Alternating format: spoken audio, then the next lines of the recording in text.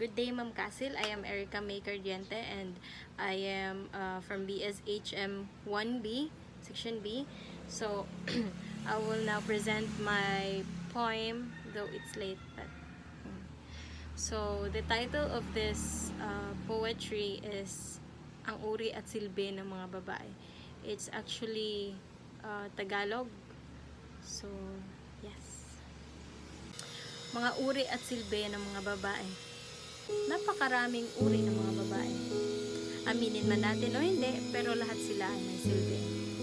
Sige at simulan natin sa mga negatibong imahe. May mga babaeng parang kalapate. Kalapating mababa ang lipad.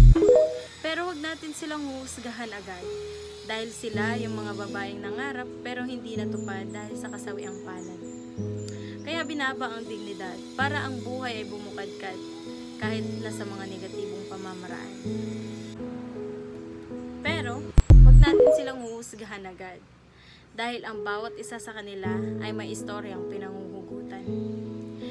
May mga babae ring parang preso sa selda, yung kinukulong sila ng sarili nilang asawa.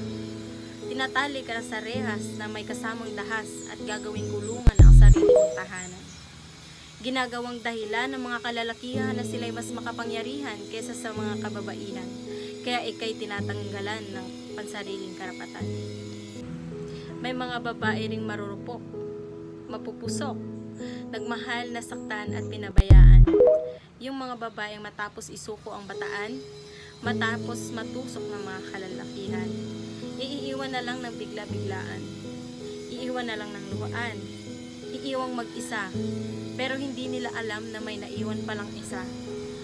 May naiwang isa sa kanyang sinapupunay. Kaya, may mga inang nag-iisa habang tinataguyod ang kanilang mga anak. Dahil sila yung mga babaeng iniwan, tapos mapagsawaan. May mga babae ring nagmahal ng sobra at nagpakatanga. Kahit na alam nila ay sila ay pangalawa. Sila yung mga babaeng kinalimutan ang dangal para makaramdam lang ng pagmamahal. Kabit, kirita, ahas, mistress o anumang tawag sa kanila. Huwag natin silang huhusgahan mula ulo hanggang paa.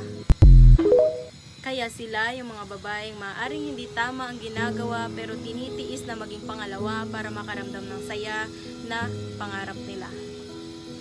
Para maramdaman ng ligaya kahit na pansamantala. Napakaraming uri ng mga babae at lahat sila may silbi.